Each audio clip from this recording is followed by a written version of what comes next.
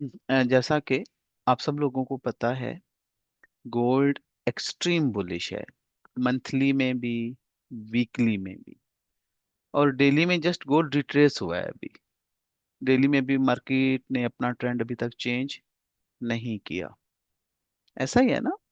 ये देखें, ये आपके सामने कुछ लेवल मैंने लगाए थे गोल्ड के।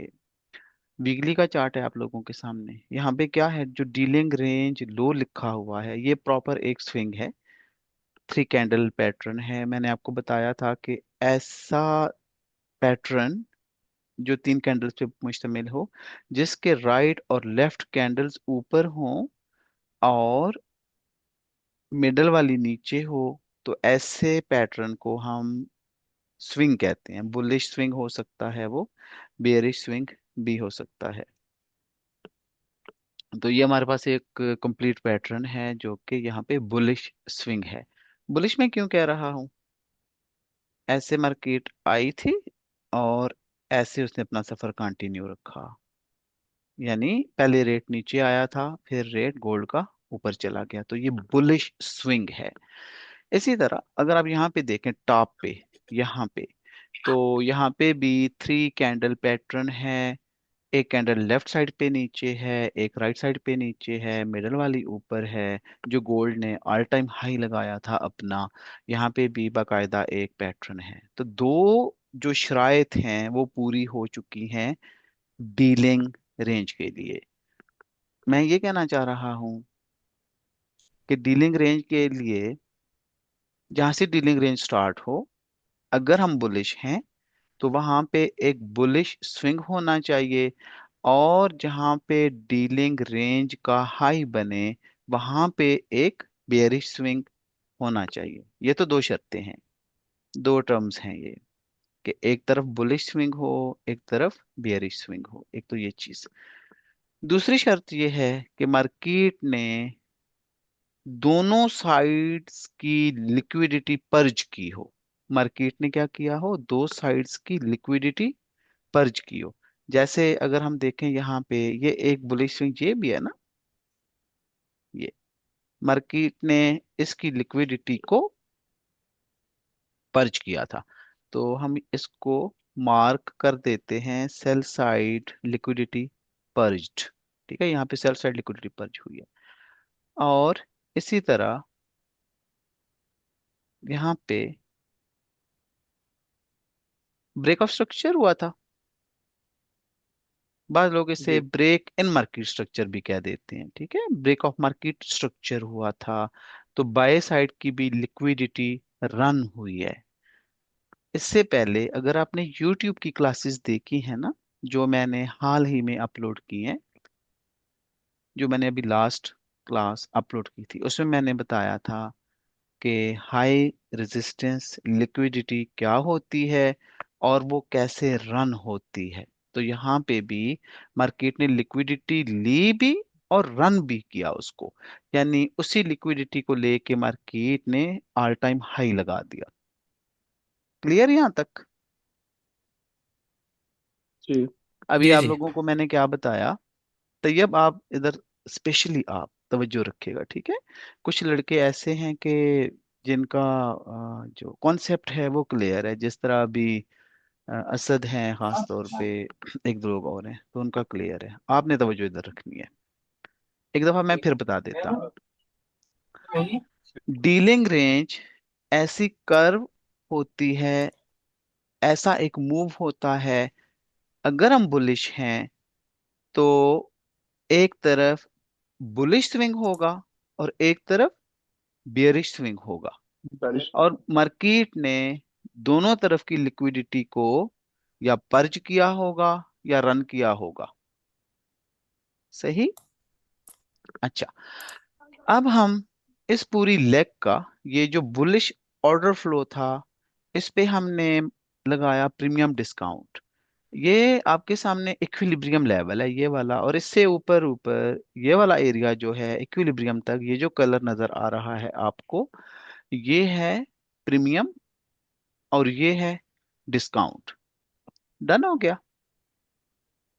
अच्छा, इस पूरी लेग पे, इस पूरे बुलिश ऑर्डर फ्लो पे अगर हम ओटीई लेवल लगाएं, यानी हम ये देखें कि अगर कभी मार्केट अच्छे से रिट्रेस होती है तो हमारे पास कौन सा ऐसा एरिया होगा जिसमें हमारी दिलचस्पी होगी, यानी जो हमारा पॉइंट ऑफ इंटरेस्ट होगा, तो वो बनता है ये वाला एरिया। ठीक है, ये देखें, ये यहाँ से ना ये लगा हुआ है ओटीई, फिफ्थ टूल लगा हुआ है। ठीक है, ओटी लेवल है उसका ये वाला, 0.786 से लेकर 0.62 तक का जो एरिया है इसे ओटीई लेवल कहते हैं, यानी ऑप्टिमल ट्रेड एंट्री जोन होता है ये।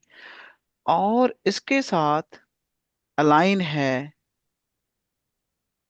BC, by side imbalance, sell side inefficiency. अगर ये टर्म मुश्किल लग रही है तो नो इशू, हमने ट्रेडिंग को मुश्किल नहीं बनाना, बिल्कुल आसान अल्फाज में समझें। फेयर वैल्यू गैप है बाय साइड जो बना था, सही हो गया। और ये वीकली का है, यानी ये बहुत ही अहम फेयर वैल्यू गैप है हमारे लिए। ये यहाँ तक क्लियर? जी जी। अच्छा, ये जो आपको ये जो नजर आ रहा है ना, ये वाला हिस्सा, ये वाला, इसका जिक्र मैं अभी करता हूँ। और अच्छा, चूंकि यहाँ पे जो हमारे अकाउंट हैं, हम पोजीशनल ट्रेडर भी नहीं हैं, हम स्विंग ट्रेडर भी नहीं हैं, जो हमारे अकाउंट हैं वो इस काबिल नहीं हैं कि हम इतने बड़े एरियाज को या इतनी बड़ी बड़ी रेंजेस को हम ट्रेड कर सकें। एक चीज मैंने ये भी बताई थी आपको कि कभी भी बहुत बड़े मूव कैच करने की कोशिश ना करें, हमें हमेशा रिस्क टू रिवॉर्ड जो रेशियो रहती है आपकी, RRR 1:3, 1:2 मार्केट से लें और बाहर आ जाएं, या फिर 90% क्लोज कर दें और बाकी को चलने दें। अच्छा, ये जो एरिया ना ये वाला, अब हम आते हैं इसकी तरफ। सही, अब हम इसकी तरफ आते हैं, और जब अभी मैं इसे जूम करूंगा तो सिर्फ इस एरिया को हम फोकस करेंगे। अभी वीकली से हम किस में जाएंगे? डेली में। चलें जी, डेली में चलते हैं। डेली में अगर आप देखें तो ये एक प्रॉपर स्विंग था ना, यहाँ पे ब्लैक कैंडल की विक नीचे है और जो ग्रीन कैंडल है ये ऊपर है राइट साइड पे, और लेफ्ट वाली भी ऊपर है। तो ये क्या बना? एक बुलिश स्विंग, ऐसा ही है। जी जी। अच्छा, और इस साइड पे एक कैंडल नीचे है, राइट साइड पे एक, लेफ्ट साइड पे नीचे है, तो ये भी यहाँ पे बनेगा बेयरिश स्विंग, यानी ये हमारी पूरी बनी डीलिंग रेंज। क्या कहते हैं इसे भला? Dealing range. Dealing range. यानी डीलिंग रेंज सिकुड़ती चली जा रही है, हम इसे छोटे टाइम फ्रेम में लेके आना चाह रहे हैं, क्योंकि अगर हम बड़े टाइम फ्रेम्स को ट्रेड करेंगे तो बहुत बड़ा एसएल बनेगा, रिवॉर्ड भी बहुत ज्यादा होगा लेकिन एसएल भी बहुत बड़ा बनेगा। तो हम डे ट्रेडर हैं, बल्कि स्कैल्पर हैं। 5 मिनट्स, 10 मिनट्स, या इसी तरह 1 घंटा, 2 घंटे, 3 घंटे हमारी ट्रेड चल सकती है। तो रात 12 बजे से पहले पहले हमारी ट्रेड्स क्लोज होती हैं। इस वजह से हम इसको लेके आएंगे छोटे टाइम फ्रेम में। और आईसीटी जो ट्रेडिंग स्टाइल है ये टाइम एंड प्राइस बेस्ड है, और इसकी यही खूबसूरती है कि हम छोटे टाइम फ्रेम्स में भी बहुत अच्छे से ट्रेड कर सकते हैं। इधर मैं इसको ना फिलहाल इस एरिया को यहाँ मैं कर देता हूँ, ठीक है। अच्छा, पहले हम इसको देख लेते हैं जरा, इसमें क्या चीज़ है। यहाँ से ये एक फेयर वैल्यू गैप है जो हमारे डिस्काउंट एरिया में है, ठीक है, बीसी है डेली का। और यहाँ पे इक्विलिब्रियम है, इक्विलिब्रियम से ऊपर ऊपर हमारे पास प्रीमियम है, और इससे नीचे नीचे डिस्काउंट एरिया है। मैंने आपको बताया था ना, अगर हमने बाइंग करनी हो तो हम डिस्काउंट एरिया को मद्देनजर रखते हैं, और सेलिंग के लिए हम किसे? प्रीमियम एरिया में देखते हैं, अगर हमने सेल करना हो तो। यानी ये बन गई डीलिंग रेंज। अब मार्केट ने क्या किया? रिट्रेस करना शुरू किया, सही, रिट्रेस। और मैंने जी आपको जी। बताया था मार्केट एक्सटर्नल टू इंटरनल चलती है, यहाँ ये मार्केट का एक्सटर्नल है, ERL है। यहाँ पे क्या है? एक्सटर्नल रेंज लिक्विडिटी है। इसके ऊपर जो ऑर्डर्स पड़े हैं ना, यार माइक ऑफ रखेगा, इसके ऊपर जो ऑर्डर्स हैं वो सारे के सारे एक्सटर्नल रेंज लिक्विडिटी है। और यहाँ पे इस बीसी में इंटरनल रेंज लिक्विडिटी है। मार्केट ने कैसे अपना सफर जारी रखा? मार्केट ने कैसे अपना सफर जारी रखा? External to internal. सही। जी डन। जी अच्छा। जी देन फिर मार्केट ने एक्सटर्नल टू इंटरनल और फिर इंटरनल टू एक्सटर्नल, यहां से फिर मार्केट नीचे आई। अब लाजमी नहीं कि मार्केट वही ऊपर ही एक्सटर्नल लिक्विडिटी लेने जाएगी, मार्केट यहाँ पे आई, यहाँ पे। सही हो गया। अच्छा, यहाँ पे क्या किया मार्केट ने? ये जो डीलिंग रेंज लो है, इसके नीचे जो लिक्विडिटी पड़ी थी, यहाँ पे मार्केट ने रेड किया। ये देखें, यहाँ पे मार्केट ने रेड किया, यहाँ की ना सारी लिक्विडिटी मार्केट ने पर्ज कर ली। एक और चीज जो माइंड में रखने के काबिल है वो ये है कि यहाँ पे भी एक फेयर वैल्यू, सॉरी, यहाँ पे भी एक ओबी था, एक ओबी ये था, और मार्केट ने उसको भी टैप किया। यानी बहुत सारे कॉन्फ्लुएंसेस हमारे पास यहाँ पे जमा हो रहे हैं, जिनकी बेस पे हम ट्रेड प्लान कर सकते हैं। डन।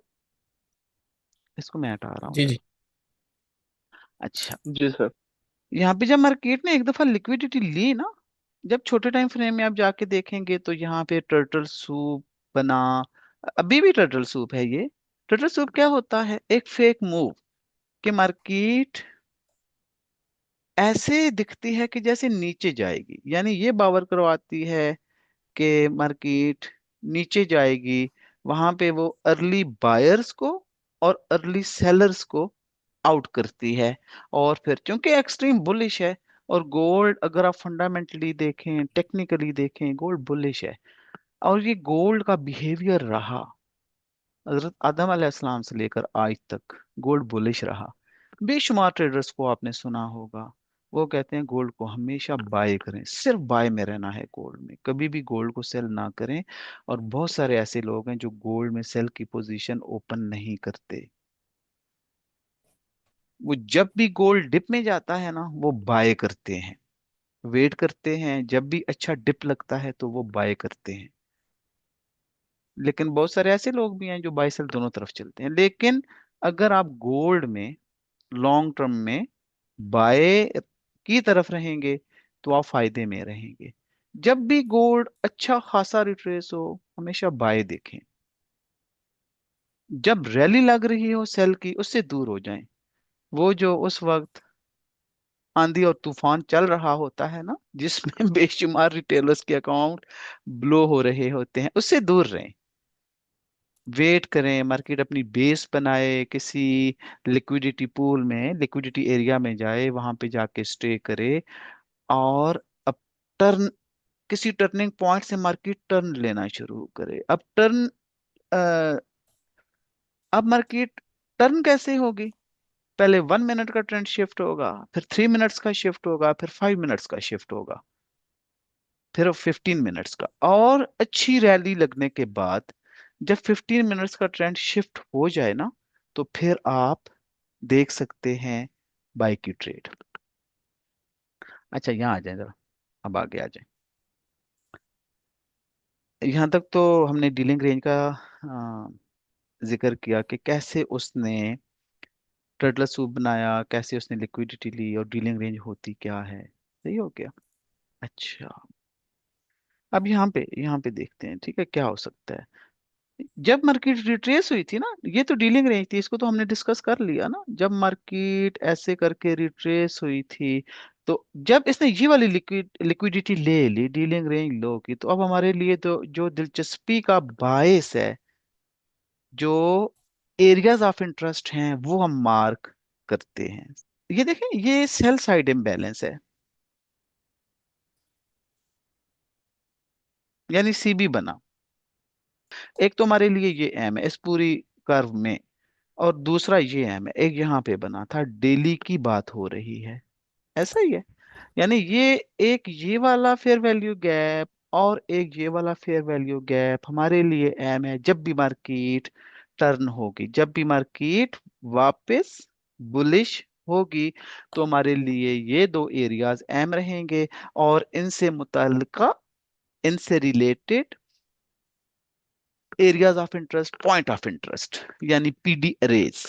सेल साइड जो मूव आया था, अब हम उस पे ओटीई लेवल लगाते हैं। तो ये देखें, ये उस पे ओटीई लेवल मैंने मार्क करके रखा हुआ है ऑलरेडी।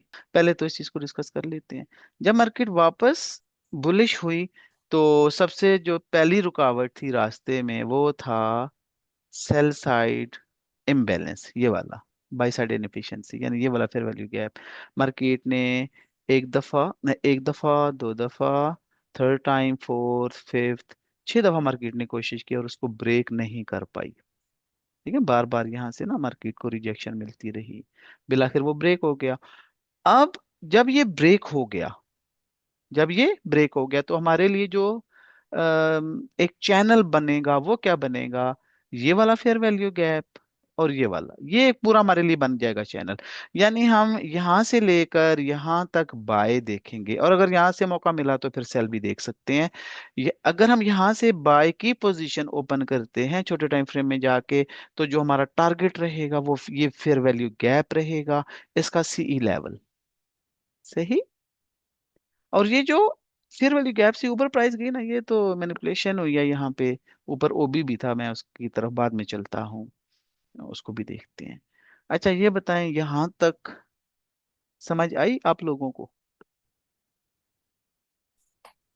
जी जी, आगे। जी सर। अच्छा, ट्रेडिंग को आसान रखना है, एनालिसिस को भी आसान रखना है। अगर आप ये चीजें सीख जाएंगे ना, जो मैं आज बता रहा हूँ, कोई भी करेंसी पेयर है या इंडिसेस हैं, कमोडिटीज हैं, सब पे यही फार्मूला लगता है। टेक्निकल एनालिसिस करने का यही तरीका है, और सबसे आसान है। अगर आप सिर्फ यही चीजें कर लेते हैं, आप एक प्रो की तरह, प्रो ट्रेडर की तरह एनालाइज कर सकते हैं मार्केट को। और ये आईसीटी की बड़ी नेकी है, उस बंदे का बड़ा एहसान है ट्रेडर्स पे, कि उसने इतने आसान कॉन्सेप्ट दिए हैं।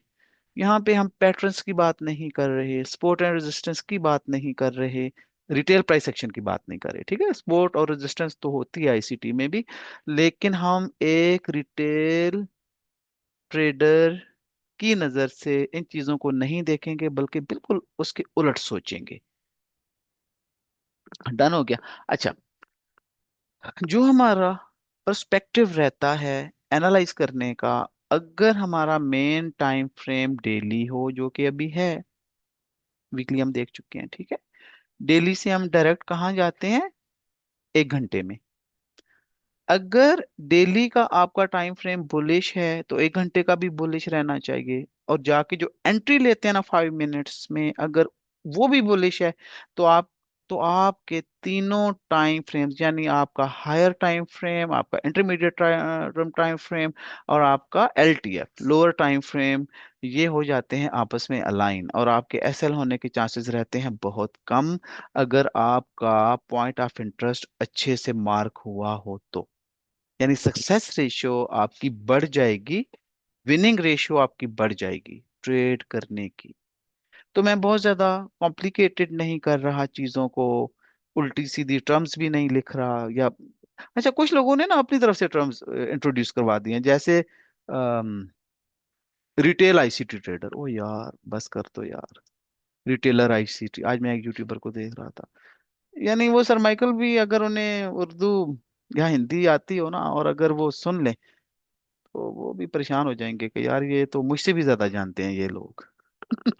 सर लास्ट मिनट है। नो इशू, मैं दोबारा शेयर करता हूँ स्क्रीन, चलें फिर मैं दोबारा शेयर करता हूँ। अच्छा, जी अब जी आ रही है। अब हम ये देखते हैं कि गोल्ड जब यहाँ से वापस पलटा था, बेरिश से बुलिश हुआ था, तो ये ये रिट्रेस क्यों, यहाँ पे इतना रिट्रेस क्यों हुआ यहाँ पे, ठीक है, और इसी पॉइंट से क्यों रिट्रेस हुआ।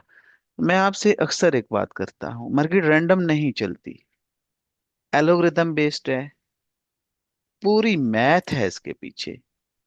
तो कोई भी चीज रैंडम नहीं है, एलोग्रिदम मूव करवा रहा है मार्केट को। बाइंग प्रेशर और सेलिंग प्रेशर का कमाल नहीं है ये, बायर और सेलर्स का तो कमाल है। लेकिन वो प्रेशर नहीं डाल सकते एलोगरिदम पे। एलोगरिदम उन्हीं के ऑर्डर्स को होल्ड करके बैठ जाता है, मैनिपुलेट करता है, रिटेलर्स की बात कर रहा हूँ, और फिर उस तरफ चला जाता है जिस तरफ ज्यादा लिक्विडिटी पड़ी होती है।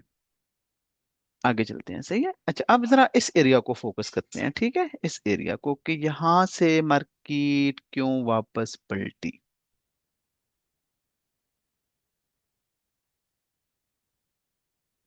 अब जरा यहाँ पे देखें, ये हमारे पास डेली का एफवीजी था, ये वाला जो सेल साइड था, सीबी इम्बैलेंस था ना डेली का।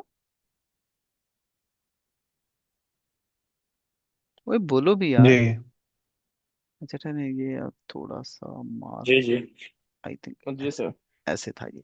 अच्छा, मार्केट ने देखें इसको अप्रोच किया, इवन के उसके ऊपर भी गई, लेकिन वापस अंदर आके क्लोज हुई दोबारा। फिर यहाँ से मार्केट, यहाँ पे ये देखें, यहाँ से ना जब दूसरी कैंडल ओपन हुई थी डेली की, तो वो भी ऊपर की तरफ गई थी, लेकिन वो भी वापस इसके अंदर आके क्लोज हुई। अच्छा, ये जो विक लगी इसको देख लेते हैं जरा। ये जो ग्रीन कैंडल है ना, ये आपके पास ओबी है, लास्ट बाइंग कैंडल। ये आपके पास ओबी है, बेयरिश ओबी है ये वाला। अच्छा, अब बहुत सारे लोग यहाँ पे वो ये सोचते हैं कि इस के किस एरिया से हम ट्रेड लें, यानी जो बुलिश ओबी रहता है, ये इतनी बड़ी जो रेंज है, तो यहाँ से कहाँ से हम ट्रेड लें। पहली चीज ये कि हम डेली में ट्रेड करते ही नहीं, डेली का हमारा जो ओबी है, हम डायरेक्ट डेली के ओबी से ट्रेड नहीं लेते, ये चीज आप लोगों ने ध्यान में रखनी है। और जो लोग ट्रेड लेते हैं ना, उनके लिए फिर इसका ये जो मीन थ्रेशोल्ड लेवल है, डॉटेड लाइन को क्या कहते हैं, मीन थ्रेशोल्ड लेवल। ये जो मीन थ्रेशोल्ड लेवल है, यहाँ से भी आप ट्रेड ले सकते हैं। यानी ये जो विक है, विक से लेकर मीन थ्रेशोल्ड लेवल तक, ये आपका एरिया रहेगा सेलिंग के लिए। इससे अगर ऊपर ऊपर मार्केट निकलती है ना, तो फिर आपका एसएल हो सकता है। ये एरिया खतरनाक है ये वाला, सही हो गया। यानी आप यहाँ यहाँ से विक शुरू हुई थी, वहां से भी आप एक पोजीशन, यानी वहां से भी आप पोजीशन ओपन कर सकते हैं सेल की।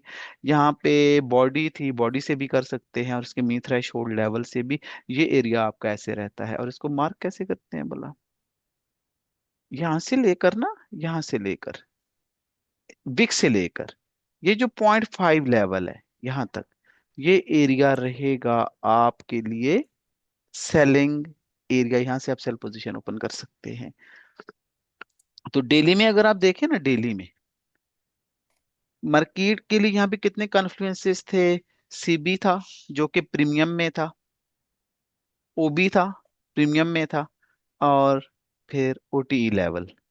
कीट ने एग्जैक्ट 0.7 को टच किया, थोड़ा सा ऊपर विक छोड़ी और फिर नीचे आ रही है, ठीक है, ओटीई लेवल से मार्केट नीचे आ रही है। तो चार्ट को बहुत ज्यादा कॉम्प्लिकेटेड नहीं करते, इतना काफी है।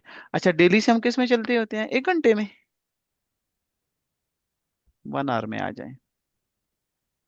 अब ये जो 1 आवर के लेवल है ना, ये वाले सिर्फ आपको ये नजर आएंगे, ठीक है। वो विजिबिलिटी में मैंने बाकी चीजों को हाइड कर दिया था, तो यहाँ पे सिर्फ आपको लेवल नजर आएंगे 1 घंटे के।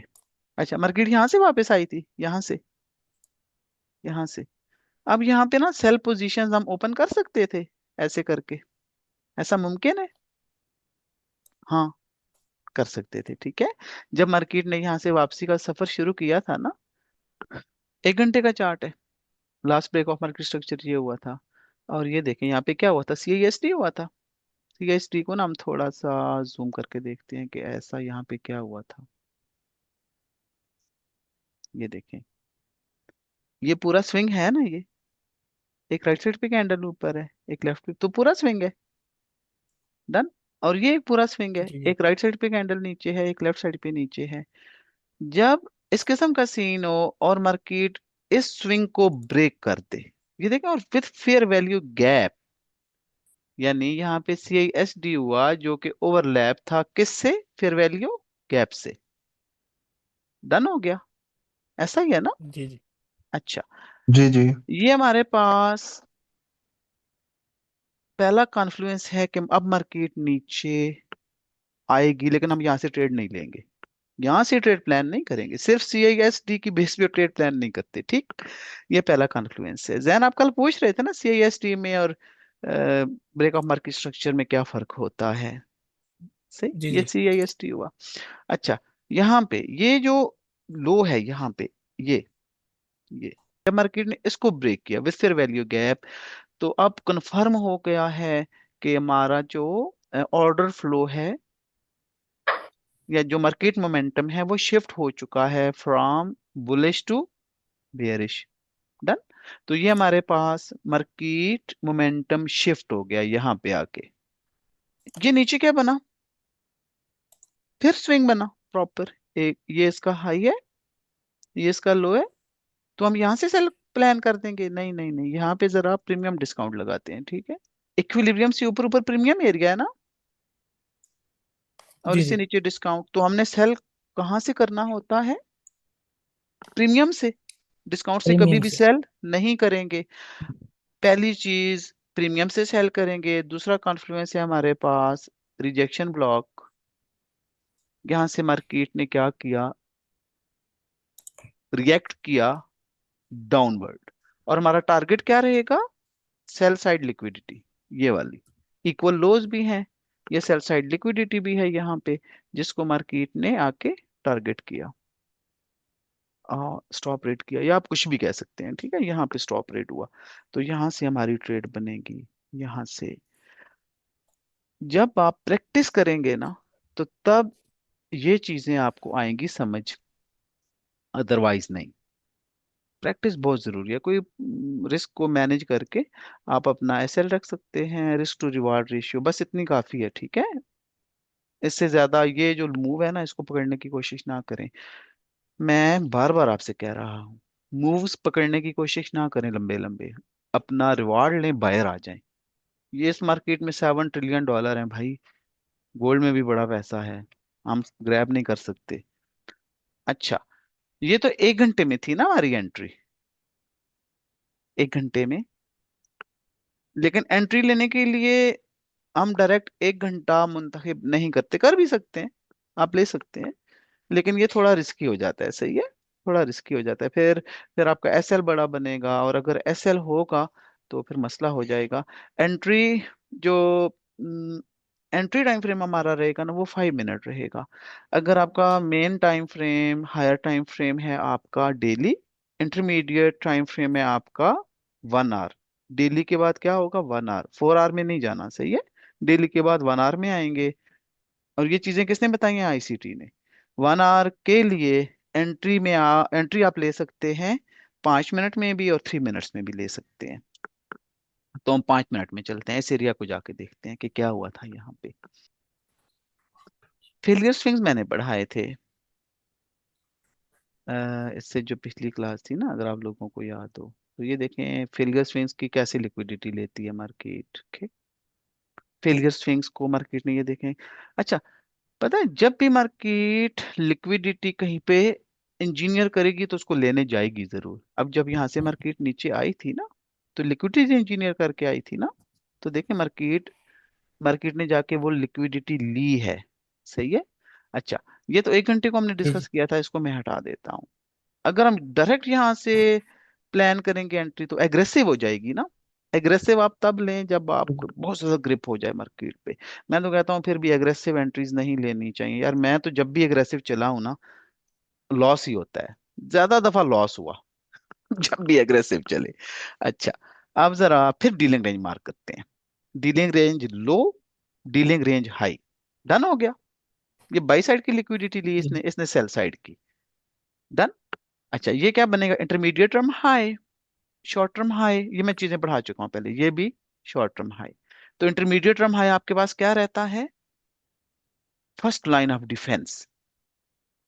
यहां से मार्केट ऊपर नहीं जाना चाहिए। अच्छा, क्या हुआ यहाँ पे? मार्केट ने क्या किया? CISD किया यहाँ पे, ऐसा ही है। अब मैं जी जी थोड़ा, यानी बहुत ज्यादा डीप में नहीं जा रहा, क्योंकि ये चीजें बार बार हम कर चुके हैं। CST हुआ, फिर वैल्यू गैप से ओवरलैप है, ये वाला शॉर्ट टर्म हाई।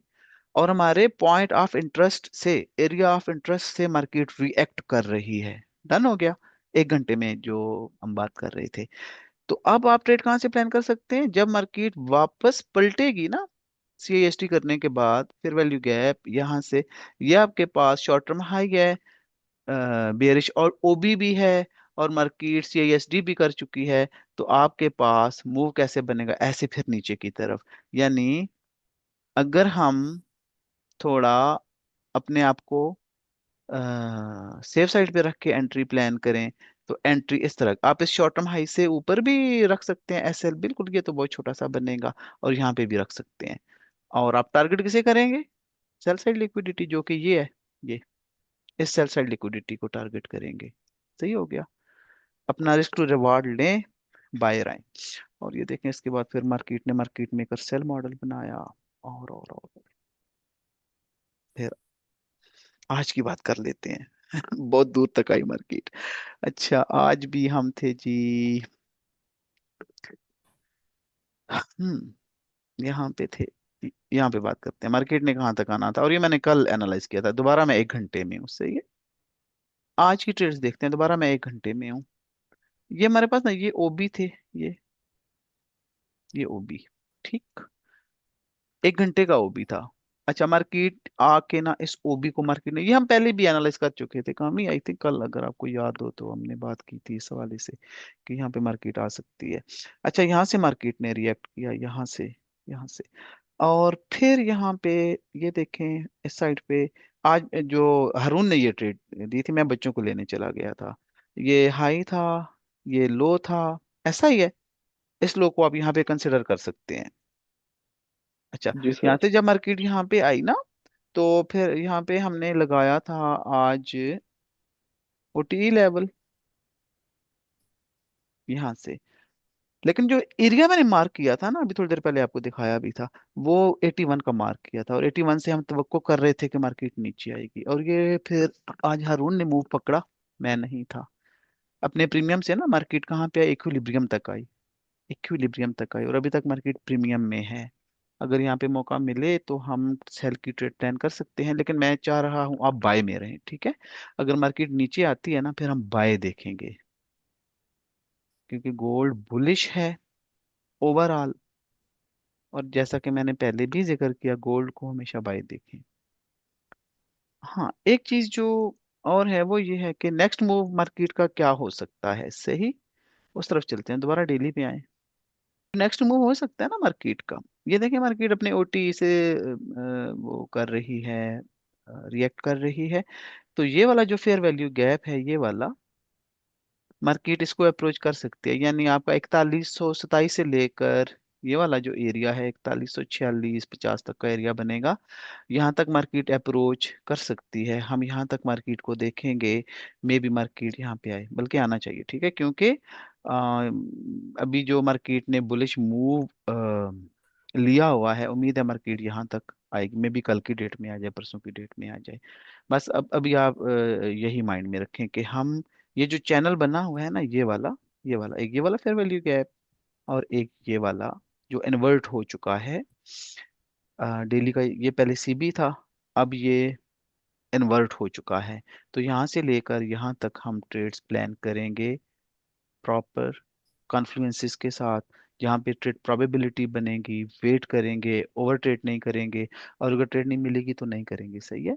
ट्रेड मिलेगी तो हम एंट्री लेंगे विद प्रॉपर रिस्क मैनेजमेंट। कोई क्वेश्चन है किसी का?